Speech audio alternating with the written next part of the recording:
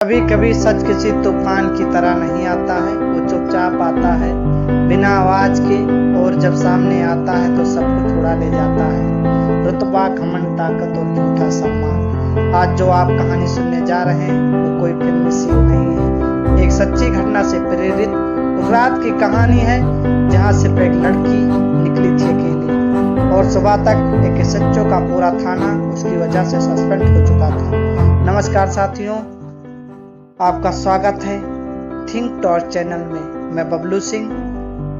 रात के लगभग 11 बज चुके थे। शहर के आखिरी मोड़ पर एक पुरानी स्कूटी की धीमी आवाज सुनाई दी। अंधेरी रात थी, सड़कें सुनसान थी, लाइट पोस्ट चमक रहे थे। दूर से आ रही वो स्कूटी धीरे धीरे एक सुनसान मोड़ की ओर बढ़ रही थी। स्कूटी पर एक लड़की सवार थी, सर पर दुपट्टा, आंखों में थकान और चेहरे पर वो गहराई जिसे देखकर कोई कह नहीं सकता था कि ये लड़की इस वक्त कहाँ जा रही है, क्यों जा रही है और कौन है। वो ना वीआईपी लग रही थी, ना सीनियर अफसर, बस आम सी, जैसे कोई अकेली बहन किसी रिश्तेदार के यहाँ से लौट रही हो, या जैसे किसी हॉस्टल से कोई लड़की लेट हो गई। वो एक थाने के सामने से गुजरी जहाँ 2 सिपाही बाहर बैठे थे। जैसे स्कूटी गुजरी, एक सिपाही उठा, सच्चो को बुलाया। साहब, एक लड़की अकेली जा रही है रात में। ये सच्चो ने चश्मा नीचे किया, सिगरेट बुझाई और बाहर निकला। वो लड़की अब सड़क पर कुछ दूर बढ़ चुकी थी। ये सच्चो ने वायरलेस पर कहा, आगे बैरिकेडिंग कर दो, लड़की को रोको। लड़की रोकी गई। एक सिपाही बोला, रात के इस वक्त? लड़की बोली, जरूरी काम से जा रही।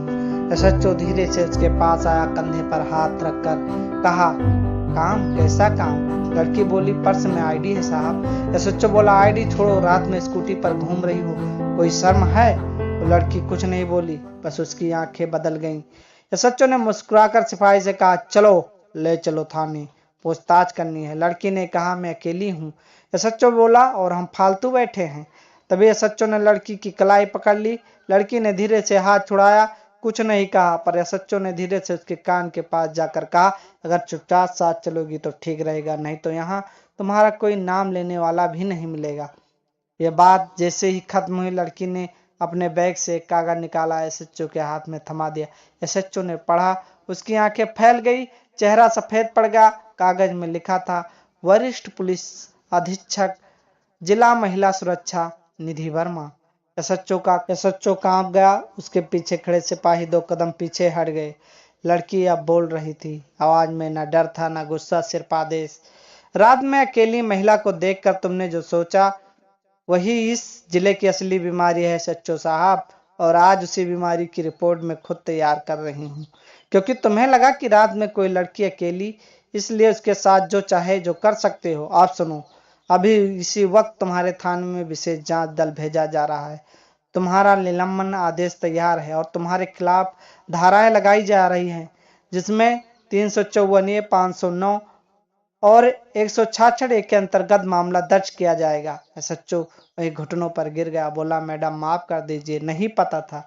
एसएसपी निधि वर्मा ने एक कदम पीछे हटाकर कहा, यही तो देखना था मुझे सच्चो साहब, कि बिना वर्दी बिना रोक के एक महिला की क्या हैसियत बसती है इस थाने में।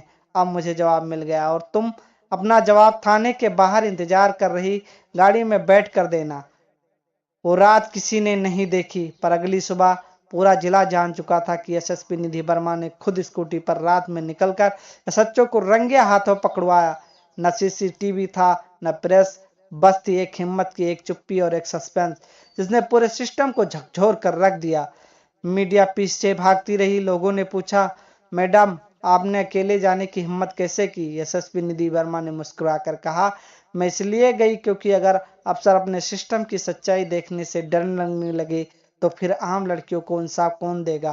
वो रात थी जब एक लड़की अकेली निकली, पर जब सुबह हुई तो कई वर्दियां सलाखों के पीछे थी, और उस लड़की की स्कूटी अब इसी जिले की सबसे बड़ी